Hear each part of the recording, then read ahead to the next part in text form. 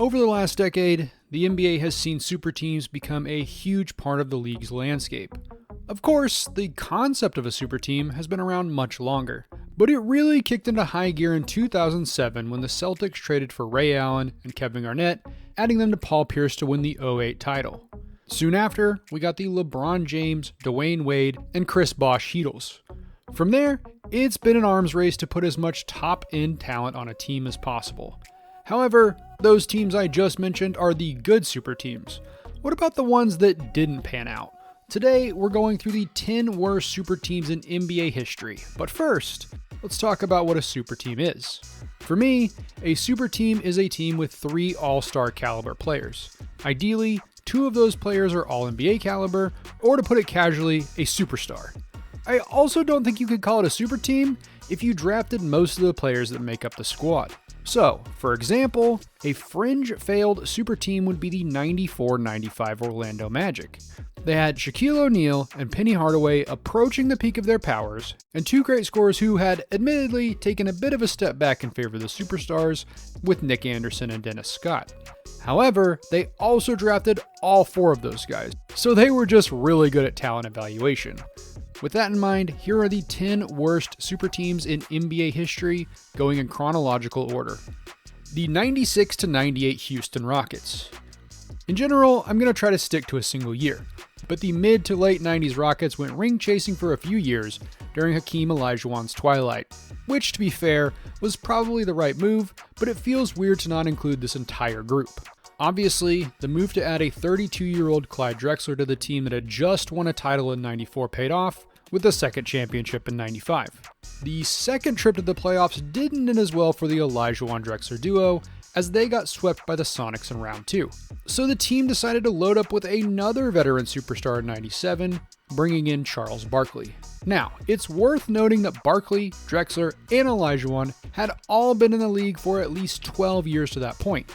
So it's not that surprising that they ran out of steam against the Jazz in the Western Conference Finals. However, it still has to be seen as a major failure. The next year, all 3 guys were back, though Olajuwon missed significant time and Barkley tore his triceps during their first round matchup with the Jazz. That led to a 3-2 series loss, marking the first time since '91 that Houston had fallen in the first round. Drexler retired after the season, but the Rockets weren't finished bringing in aging vets. 33-year-old Scottie Pippen joined the aging Barkley and Olajuwon, giving them a potential second bite of the super team apple. Unfortunately, despite a solid regular season showing, the Rockets got walloped by the Lakers in 4, sending them packing in the first round once again. Pippen and Sir Charles didn't get along, so the former Bulls star left the team after just 1 season. Barkley and Olajuwon retired after a few years, though Hakeem spent his final season in Toronto, and the Rockets wouldn't make it back to the playoffs until 2004. 2004 Los Angeles Lakers. In 2003, the Lakers were coming off a three-peat, but were beaten by the Spurs in the second round. They decided it was time to take the Rockets' path and sign 2 former stars who were nearing the end of their Hall of Fame careers, Gary Payton and Karl Malone. Payton was 35 and Malone was 40, so expectations were high, but it was also very possible that the wheels could come off quickly. Unfortunately, off-the-court issues and injuries would hurt the team quite a bit. Kobe and Shaq were constantly feuding, and Kobe was accused of assault during the season, which certainly divided his time. Plus, Malone missed significant time with injuries, and Payton's style of play didn't mesh well with head coach Phil Jackson's triangle offense. Still, the team was so talented that they finished with the second seed in the West and relatively easily made their way through the first 3 rounds of the playoffs, never seeing a potential elimination game. Then they came up against one of the most well-built teams of the era, the 2004 Detroit Pistons.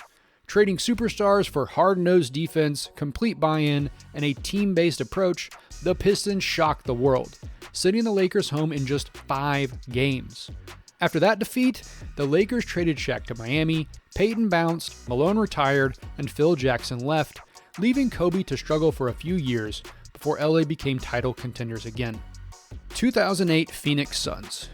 The '08 Suns are a fringe failed super team, but a super team nonetheless. Heading into the season, Shawn Marion was due $36 million over the next 2 seasons, which would put Phoenix over the salary cap.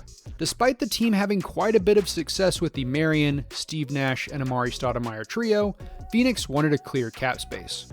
With that in mind, the team traded Marion to the Heat for Hall of Famer Shaquille O'Neal just before the All-Star break. Of course, Shaq was a shell of himself at that point, but he was still a double-digit machine at 35 years old. And the Suns still won 55 games that season, putting them just behind the Lakers in their division. However, any hopes for Nash and Stoudemire's first title were quickly dashed in the first round by the Spurs. That marked the first time the Suns had been eliminated in the first round since re-signing Nash in 2004.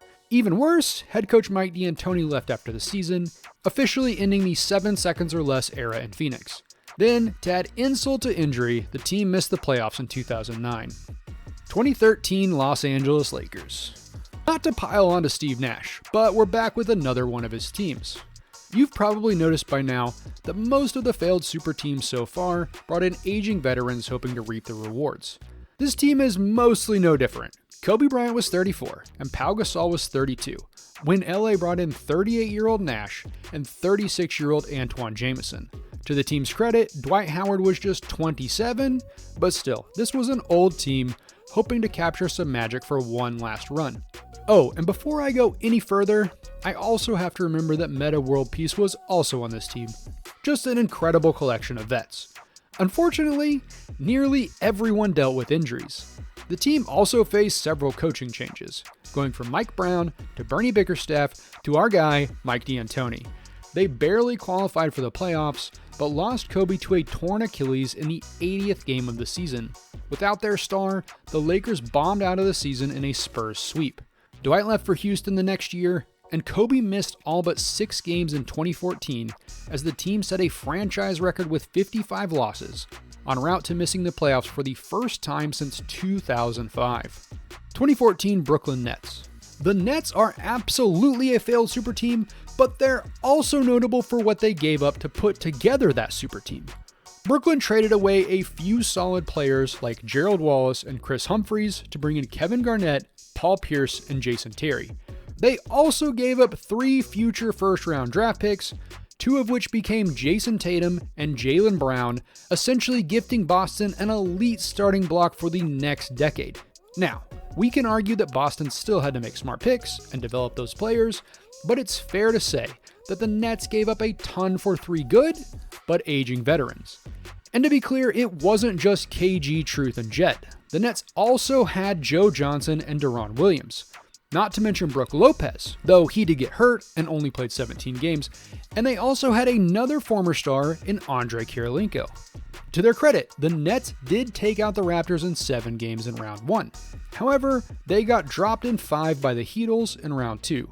After the season, Pierce left for Washington, and KG missed about half of 2015, making that big trade look even worse in hindsight. 2018 Oklahoma City Thunder. The Thunder had a homegrown, defending MVP on its roster with Russell Westbrook heading into the 2017-18 season. Then, they traded Victor Oladipo and Domantas Sabonis to the Pacers for Paul George. Relatively soon after, they traded for Carmelo Anthony, giving OKC its own big 3. Dubbed the OK3, Russ, PG, and Melo did lead the Thunder to the playoffs, but then they ran into rookie Donovan Mitchell. He dropped huge scoring numbers while Rudy Gobert locked down the paint, and OKC was blasted out of the playoffs in 6 games. Carmelo left after the season, ending the experiment. Of course, OKC fans can't be too disappointed in the long run, as GM Sam Presti was able to turn Westbrook and George into Shai Gilgeous-Alexander and a bevy of first-round picks 2 years later. 2021 Brooklyn Nets. Sorry, Nets fans, we're looking at you again. Now, to be fair, the team did use free agency to bring in Kevin Durant and Kyrie Irving in 2019, so this wasn't exactly an all-or-nothing approach. That said, the Nets did make a blockbuster deal to bring in James Harden early in the 2021 season, officially creating the super team. And to their credit, the trio was pretty solid stats-wise. The issue is that they were rarely healthy. KD played in 35 games, Kyrie led the trio at 54, and Harden suited up for just 36 games in a Nets uniform. Brooklyn still made the playoffs, even winning a first-round matchup with the Celtics. However, the Bucks outlasted them in 7 games on their way to a championship. Harden was traded midway through the next season for Ben Simmons, ending the once promising super team before they got a real shot at playing together. Durant and Kyrie would eventually ask for trades, leaving the team soon after. 2022 Los Angeles Lakers. 2 seasons removed from the bubble title, the Lakers decided to add some veteran firepower, alongside LeBron James and Anthony Davis. Now, 37-year-old Carmelo Anthony was never going to light the world on fire, but as a bench scorer, you could certainly ask for much worse. Hey, P, they said I gotta come off the bench. LA also brought in an aging Dwight Howard for some extra beef in the middle, but certainly weren't relying on him like they were in 2013. Instead, this super team was all about Russell Westbrook. And to be fair to Brody, he wasn't terrible, dropping 18.5 with 7 boards and 7 assists. However, his massive contract made it nearly impossible to build a quality team around the 3 stars. Imagine if this version of Russ was on the contract he's on with the Nuggets in 2025, and Laker fans would remember this year much more fondly. Still, the team was widely seen as a favorite in the West, and didn't even qualify for the playoffs. Sure, injuries to LeBron and AD certainly played a big part in that, but this team is still a failure relative to expectations. 2024 Los Angeles Clippers. Here's the thing, the Clippers still have James Harden and Kawhi Leonard, so LA could salvage this failed super team if they can somehow win a title in 2025. However, when the team brought in Harden in a massive 3-team trade, adding him to Leonard, Paul George, and Russell Westbrook, expectations were through the roof. In the final season before the Clippers moved to their new stadium, the trio was largely solid, finishing in 4th in the Western Conference. However, it all fell apart in the playoffs. Kawhi could only suit up for 2 games, playing just 59 minutes, and the rest of the team wasn't able to do enough to overcome the Dallas Mavericks. PG signed with the 76ers after the season. But to be fair, the Clippers are the 6th seed as of this writing, so there's always a chance that they can make a run if Leonard and Harden stay healthy. 2024 Phoenix Suns. This one could also flip the other way, depending on what happens in 2025. The fact is that Phoenix brought in Kevin Durant in 2023 after sending 4 first-round picks to the Nets, giving Devin Booker another star to play with.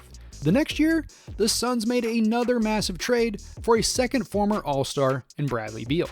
The team needed to perform well with all the capital they'd spent.